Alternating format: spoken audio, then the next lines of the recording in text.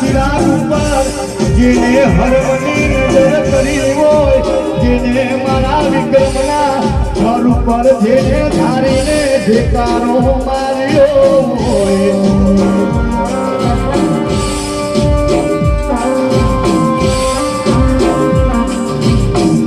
મારી મેતરિયા પરિવારને પેલી હરમન દગાવની સખત કોઈને મેલતી